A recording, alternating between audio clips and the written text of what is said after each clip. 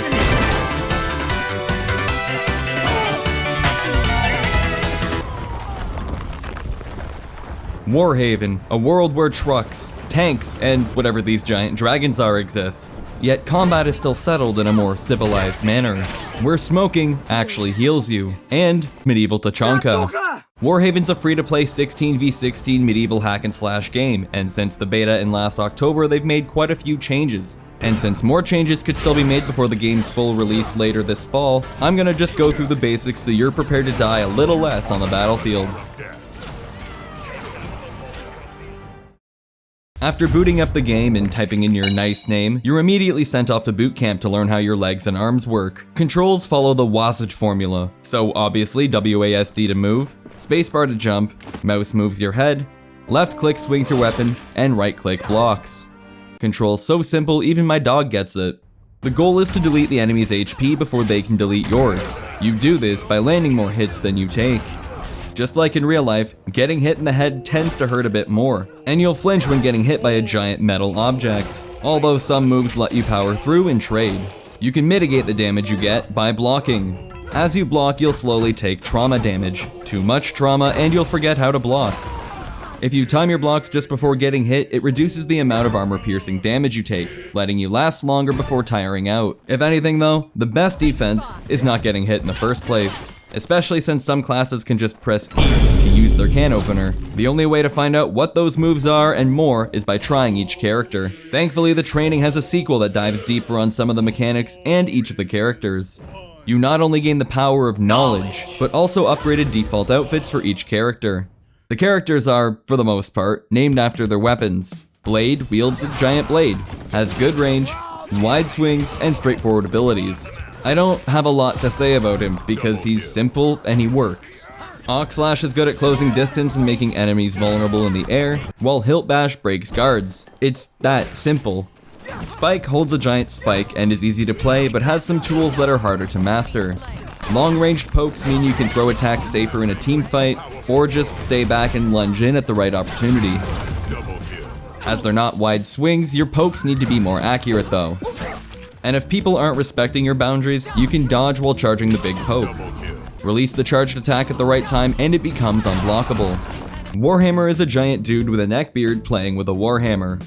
With big, unstoppable swings, but not as much range as you'd think, Warhammer is great at going for those sweet collateral clips that would have went viral on YouTube a decade ago.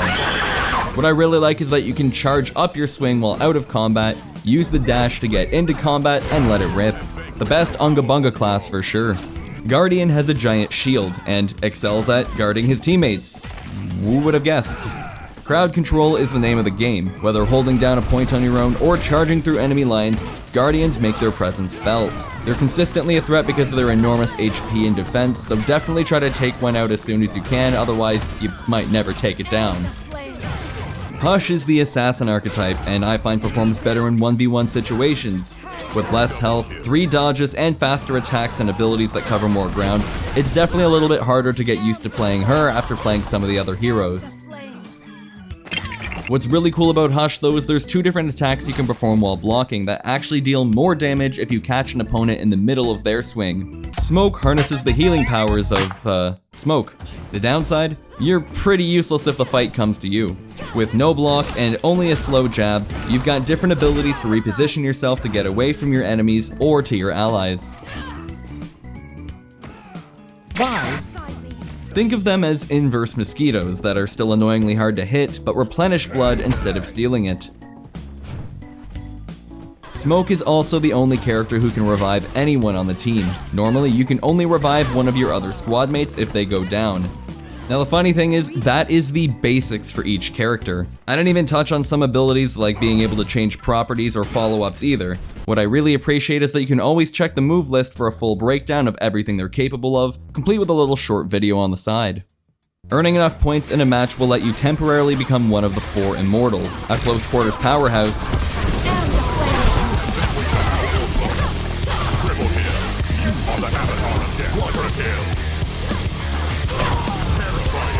support specialist, Get the f up!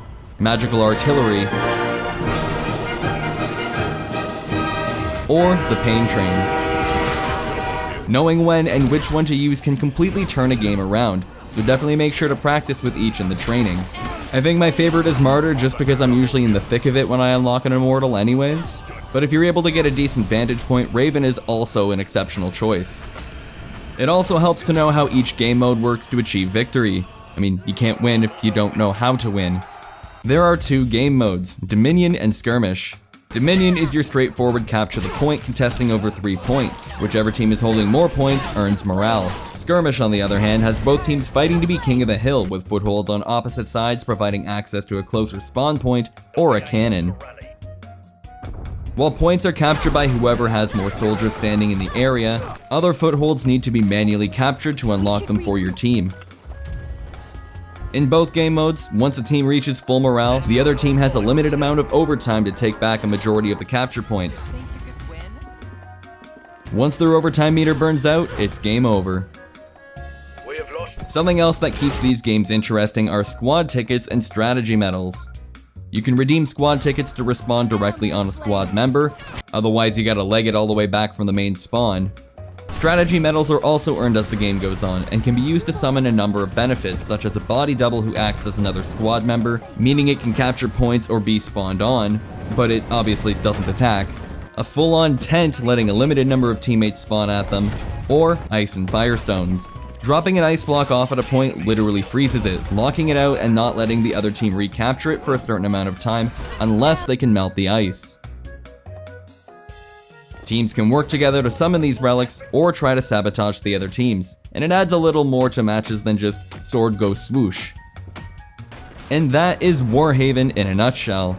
If you enjoy medieval games but want something a little less stressful than For Honor, consider adding the game to your wishlist on Steam to stay up to date on when it releases later this year and what changes we can be expecting.